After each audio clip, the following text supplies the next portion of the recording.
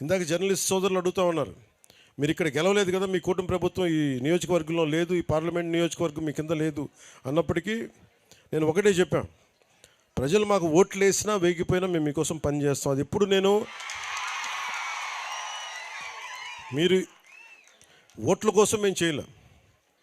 ఈ రోజున ఇదే 105, 103 కోట్లు కనుక పెడితే ఇదే దీనికి మొత్తం కలిపి 4,000 మంది లబ్ధి పొందుతారు, అంతే కదా. అని మీరు ఊహించండి, 100 కోట్ల పైన పెట్టుబడి పెడితే కేవలం దీని ద్వారా లబ్ధి పొందేది 4,500 గిరిజనుల మటుకే. కానీ మేము ఎలా చూస్తున్నామంటే దీన్ని ఇక్కడ ఓట్లు వేయలేదు, అయినా కానీ వీటన్నిటిని అధిగమించి ఎందుకు వచ్చామంటే ఇదే 100 కోట్లు ముఖ్యమంత్రి గారు తన నియోజకవర్గంలో పెట్టుకోవచ్చు, నేను కాకినాడలో పెట్టుకోవచ్చు, లేదంటే ఇంకో ప్రాంతాలకు పెట్టుకోవచ్చు. కానీ మీరు ఓట్లు వేసినా వేగిపోయినా ఎందుకు వచ్చాము ఇక్కడికంటే మీ కష్టాల్లో మేము పాలు పంచుకుంటున్నాం, భాగస్వామ్యం తీసుకుంటున్నాం. మీ కష్టాల్లో, మీ కన్నీళ్లలో మేము ఉన్నామని చెప్పడానికి.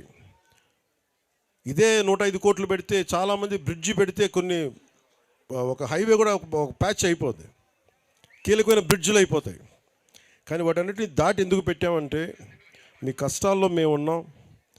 మీరు ఓట్లు గత ప్రభుత్వంలో ఆ పార్టీకి వేసినా కానీ మేము మనసు పెట్టి ఇక్కడికి వచ్చాం, మేము మీకు నిలబడతాం, ఆసరాగా ఉంటామని తెలియజేయడానికి ఇన్ని ప్రాజెక్టులు, ఈ రోజున ఇన్ని రోడ్ ప్రాజెక్టులు మీకోసం పెట్టాం.